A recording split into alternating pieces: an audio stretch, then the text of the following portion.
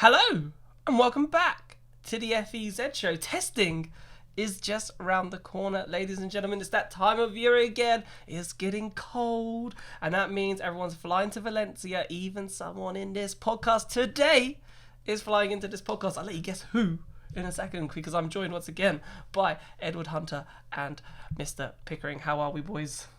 Well, I'll give you a hint. It's not me that's flying to Valencia. I'm I am staying. packed and ready to go. Yes, sir. Excellent.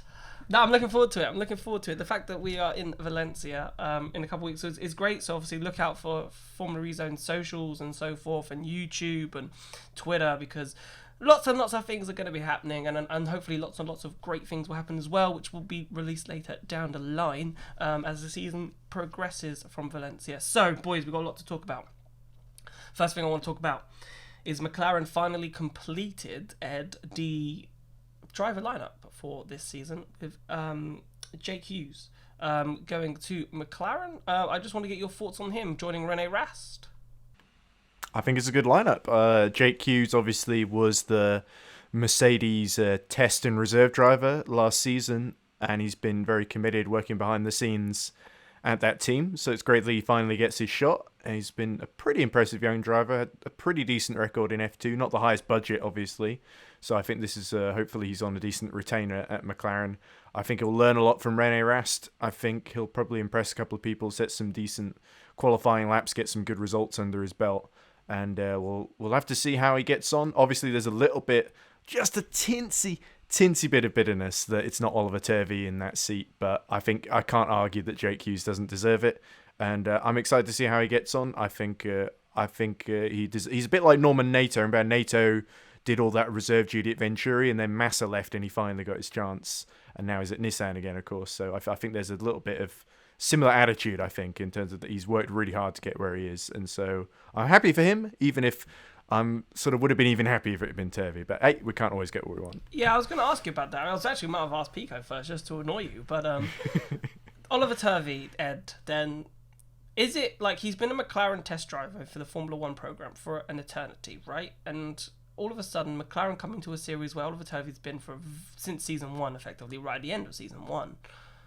and he doesn't get the drive. And obviously, you could argue maybe that he hasn't performed as well against his teammates in previous seasons, especially with what was his name, Dan Tinctum coming in, right? And obviously, Dan did a really good job against Oliver Turvey last season, so maybe that kind of pushed Turvey down. But do you feel like he was owed that opportunity considering he was so loyal to McLaren? Well, he was also loyal to Neo, and they didn't seem to reward that loyalty in the end. But you know, I can understand it. Sergio Kamara is a great driver, and they wanted to keep Tictum as well, so there was no room at the inn, as it were. McLaren, I think he's been a test driver for a long time, but there's been an ownership change, of course. It's no longer owned by Ron Dennis, Martin Whitmarsh. It's Zach Brown in charge. And as such, and also they've had all those deals with that Saudi conglomerate that now owns the team as well. So maybe they wanted Rene Rast and Jake Hughes instead of Oliver Turvey. So I would say being loyal isn't the only thing. You don't deserve a seat just because of loyalty. But I still think Turvey had that expertise, that experience. And like I said last time we did the podcast, I think now we're back down to 11 teams with Tachita going under. I feel like if that 12 slot ever gets filled up again, then I think Turvey's going to be a pretty much first choice candidate for a seat there. And Pico, your thoughts on Mr. Jake Hughes ending up at McLaren? Yeah, I think it makes sense. We all expected it coming. He's gone. He's been with that team for the last couple of years, as you guys have said, and so yeah, I think it makes perfect sense for him to go there. But yeah, I do feel sorry for Ollie Turvey because he's been absolutely fantastic. He's always such a joy to interview as well. And yeah, he will absolutely be missed. He's a very intelligent bloke as well. Cambridge educated in mechanics or engineering or something like that. I can't properly remember off the Yeah, top you're of my on head. the right lines.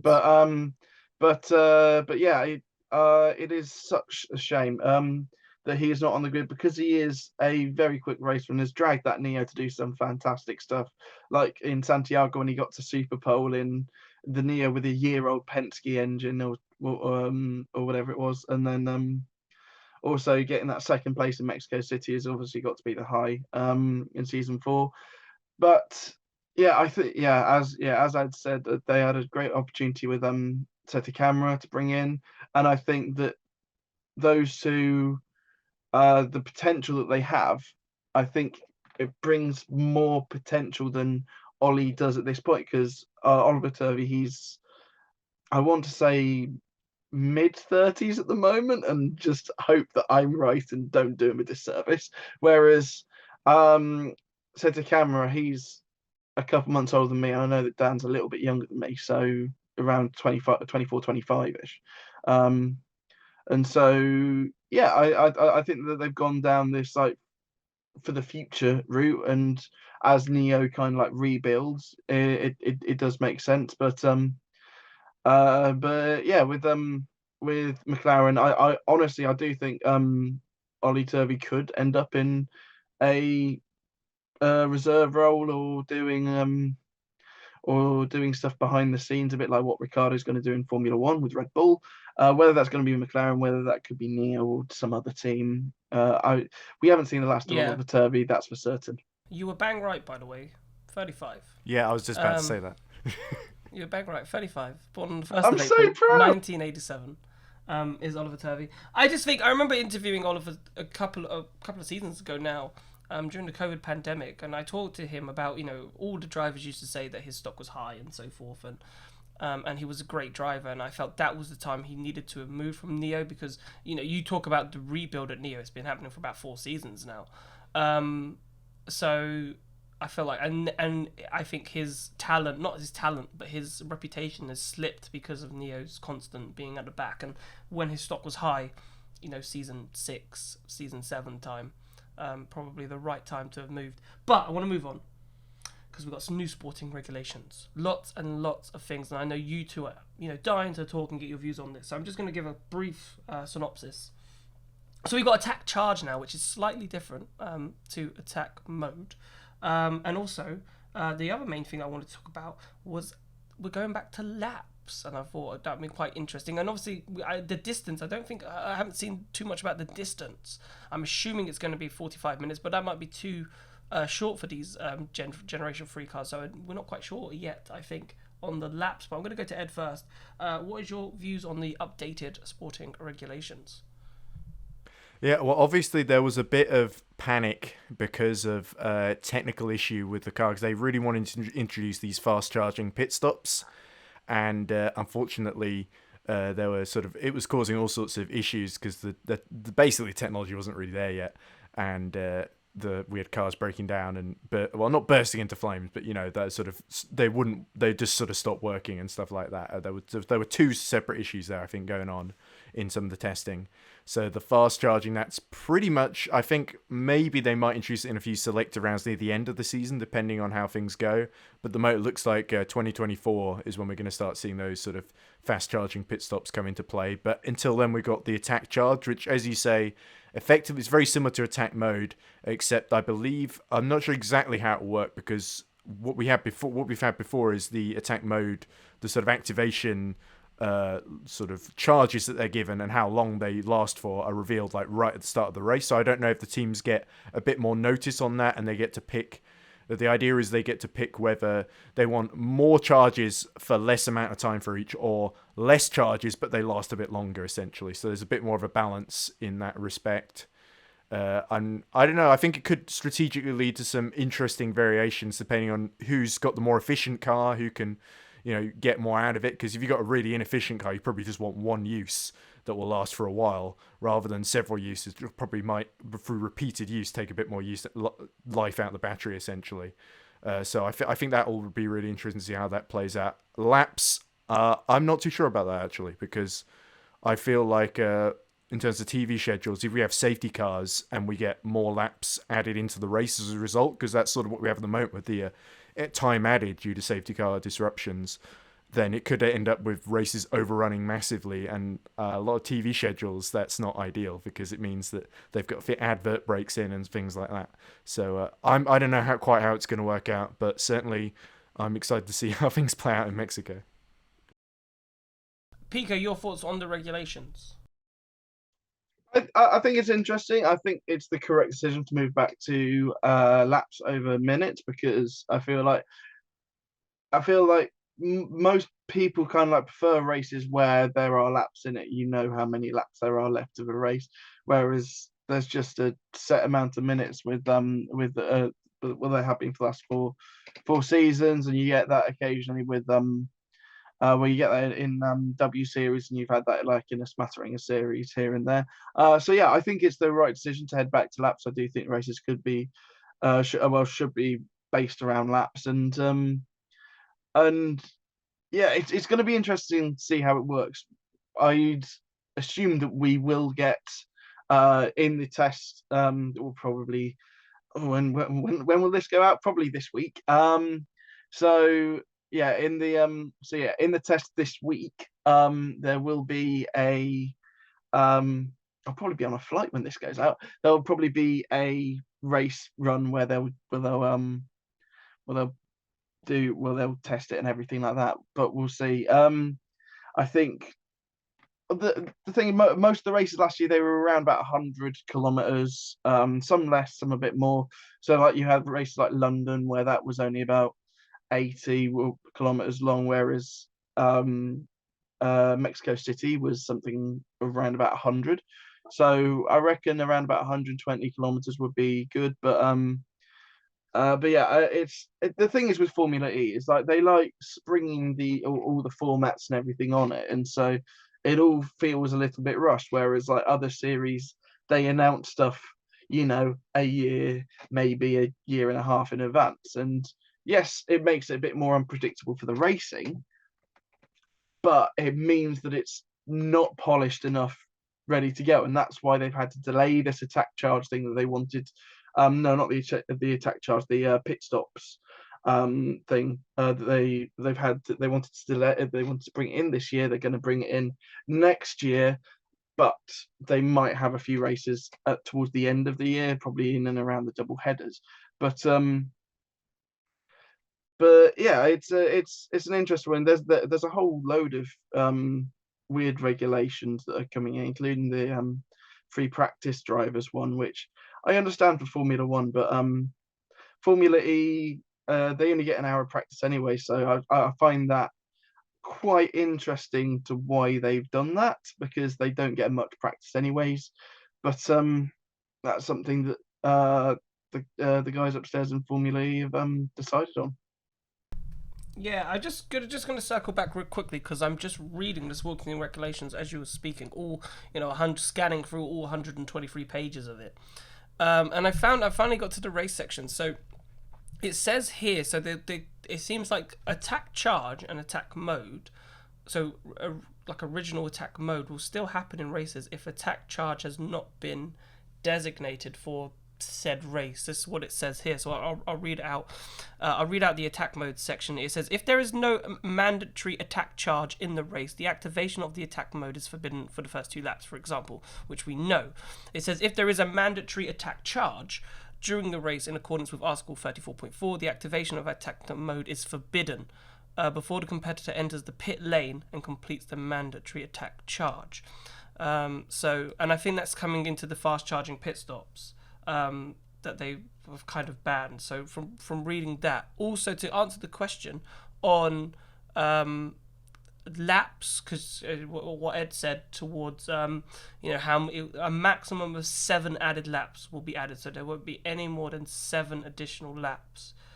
So 7 is the maximum that will be added, and obviously that is calculated considering on how much time is spent behind the safety car or full course yellow in a minute. So they said here, for example, if a car is laps about a minute and a half, for example, then that might equate to, and they've spent 4 minutes behind the safety car, then that's 2 laps effectively. Can you imagine 7 laps around Rome? Like extra. That's basically a whole another. That's basically a whole another race for FE. Well, it's a maximum of 7, so it was just interesting because obviously, like wading through this, I was just trying to make sure that we had everything as best as we could, and just having up as while we were talking. So it's really interesting, and to go to your point then on the drivers, obviously practice in Formula E, you were saying off air, is different, Pico, because it's so short. You've got it's 2 30-minute sessions, right? And to be honest with you, in a 30-minute session, what are you expecting someone who's brand new to the series to achieve in 30 minutes? It does seem a little bit forced. It's a bit like trying to do it's a bit like trying to do what they do in F1 with the free practice drivers, but on a sprint race weekend.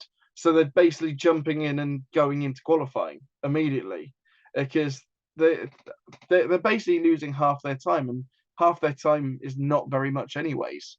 So it's I understand why they're doing it for Formula One. It makes sense to get to get them to do that there. But with Formula E, there just isn't really the time. Sure, have like they've done rookie tests after Marrakesh, they've done rookie tests after Diriyah before, but doing it during the race weekend proper makes no sense to me whatsoever because that track time's so little that what the free practice drivers are gonna learn, and then what the race drivers could learn could be completely different. They need to change the setup, and even then they've only got a couple. They haven't got long of that session anyways to get back in, change the setup, go back again, change the setup again, go back, and session's done at that point. So yeah, it's a weird one why they've introduced it. I'm not sure whether they've done it to try and and after years of saying we don't want to compete with Formula One, why have we done this? Because it feels like we're competing with Formula One here.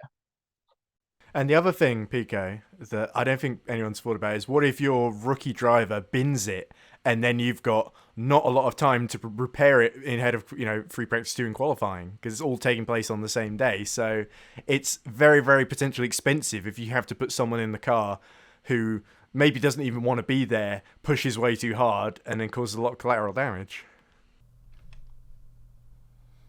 Interesting. Right, I wanted to just clear up one or two things before we move on with attack charge, because I feel like attack charge, obviously, because it was supposed to come in, and just from reading sporting regulations while you guys have been chatting away, it was supposed to come in, but obviously we've had a lot of the technical issues that we talked about, so it's not going to be mandatory. I think we're going to see attack mode at the beginning of the season, and if we do get to the end of the season, then we may see some attack charge if the technology has been tested and is correct. So if I read 34.4, for selected races during the season, a stop in the pits to complete attack mode will be mandatory. And in accordance with the prescriptions of Article 37.5, which I'll get onto in 37.6, the FAA will announce at any race with a mandatory attack charge at least 21 days before the race. So 21 days before, we will know. So 3 weeks in advance, we'll know if this race is going to have an attack charge. So basically, when we get towards the end of the season, then all of a sudden, if it is going to work, they'll decide, okay, we've got 3 weeks in advance to notify people. In races where attack charge is mandatory, each competitor must enter the pit lane once and stop in his garage area to complete the fast charge. During the fast charging, the active charger must correctly be plugged in and full allocation of energy according to Article 7.5 and technical regulations obviously will be checked. Changing tires is forbidden until the charger is unplugged. So you can change tires, which I think is quite interesting. Or I don't know if P teams would want to change tires, but you can change tires, and obviously then additional work. So they have to do the charge first, and obviously no more than 2 people can work on the car. It gets even more complicated. I'm not going to go into it too much because I don't want to bore people, but I think the most important thing is if the race gets suspended, so if there is a red flag, this is where teams could get caught out.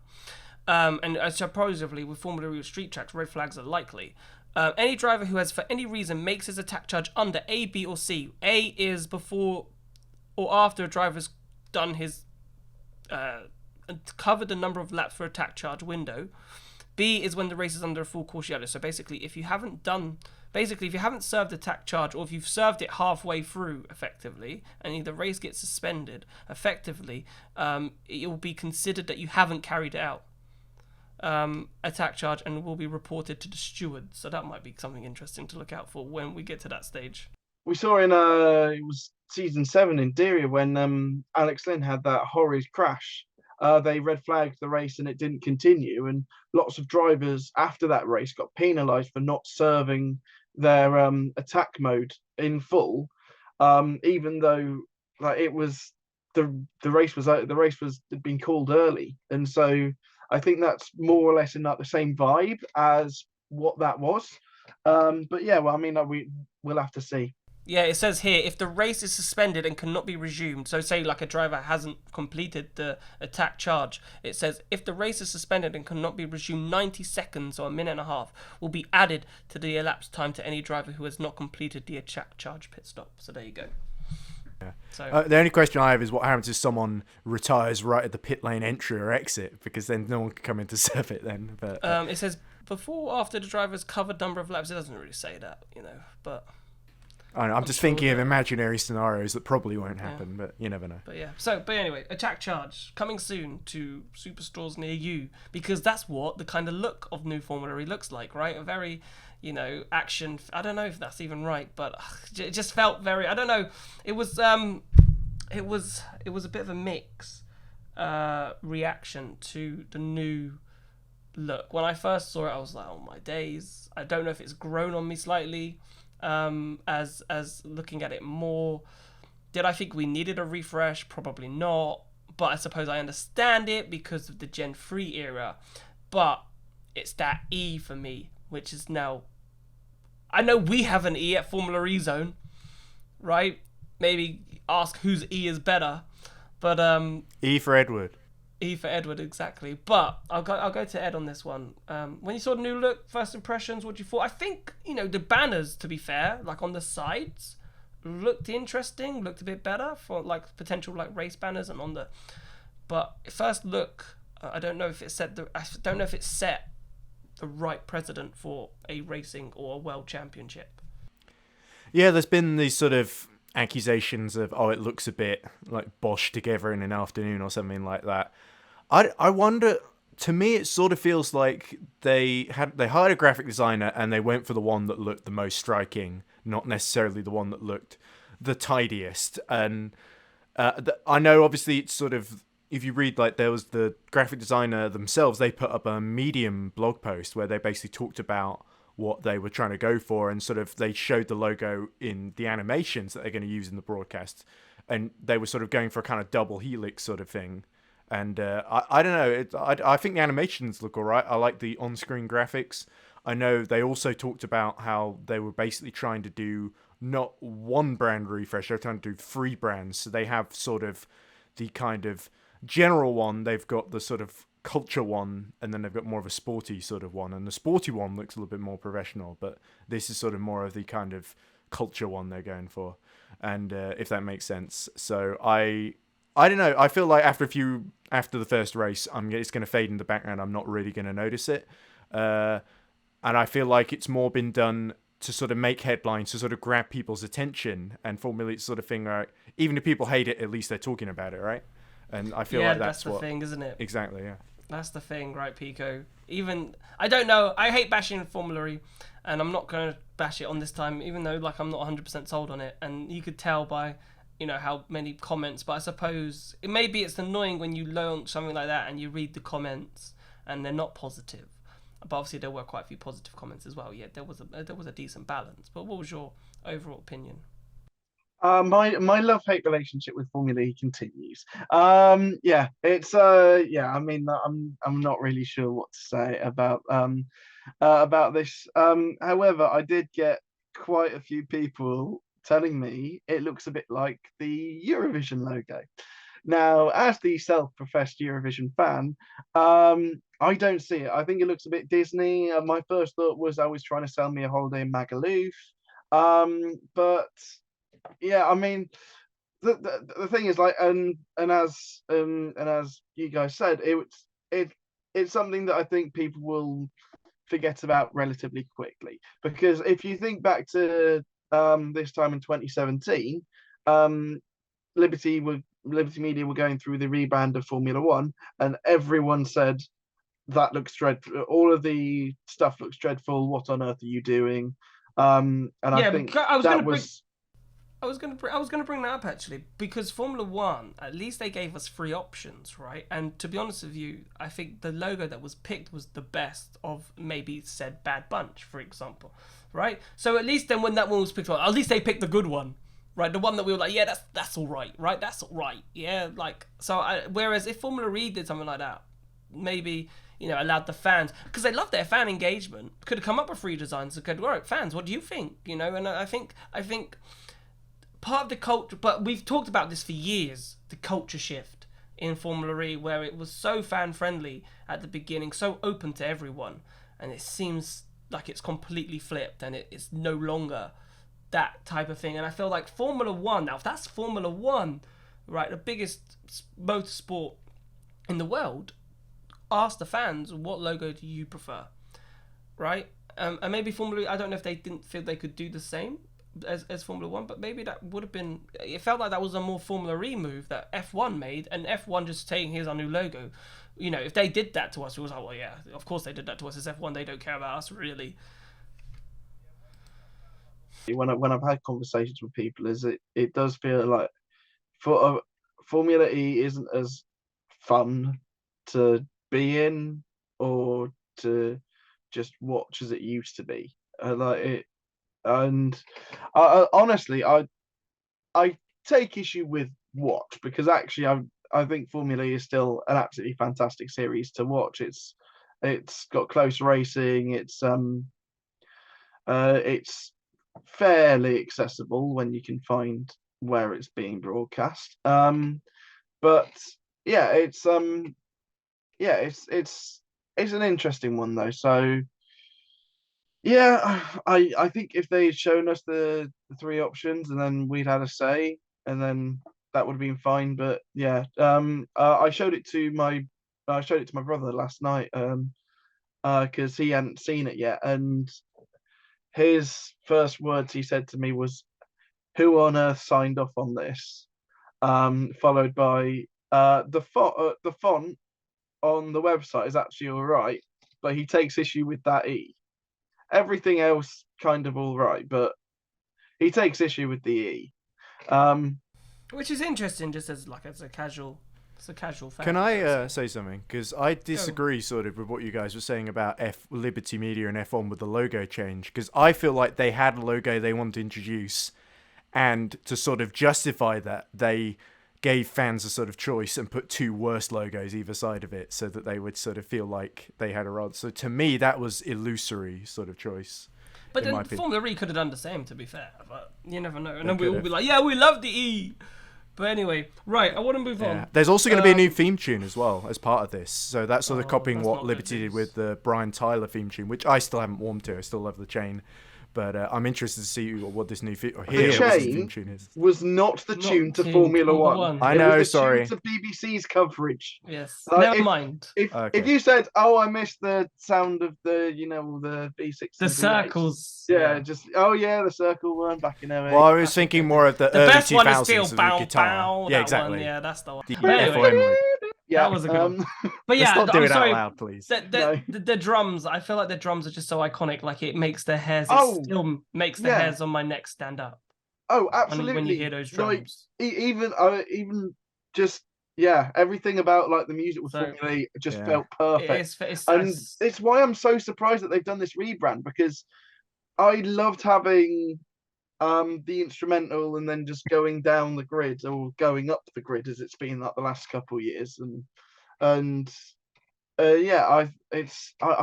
don't understand why they've done this, when all I've ever seen about how Formula E kind of like the graphics set and the music and all that lot, all I've heard is good things. So I'm quite surprised by that. So let's move on then to Portland, because obviously Portland was announced as the sort of replacement for New York for this season. Obviously we're expecting to go back to New York, but Portland, they do have a racetrack there, which is a street circuit, I believe it is used. Not 100% sure, but see what happens with Portland. What did you make of it, Ed? Yeah, so it's Portland International. It used to be on the IndyCar calendar back in the day. They did sort of bring it back in, I think, 2018, fairly recently, and sort of they're going to use a modified version of that. It's quite close to the middle of the city centre in Portland, Oregon. I know there's a bit confusion because there are a couple of people in Maine where there's also Portland who thought, oh, we're getting a Formula E race. Nope, it's Oregon. So, yeah, I think it will be interesting. I think some of the IndyCar racing when they brought it back in 2018 wasn't superb, but because it mainly was a bit follow the leader and it was fuel strategy that mainly the races boiled down to. But of course, Formula E, it's going to be a little bit different. We've seen circuits like Monaco where F1 is quite processional are absolute thrillers for Formula E. So I feel optimistic about it.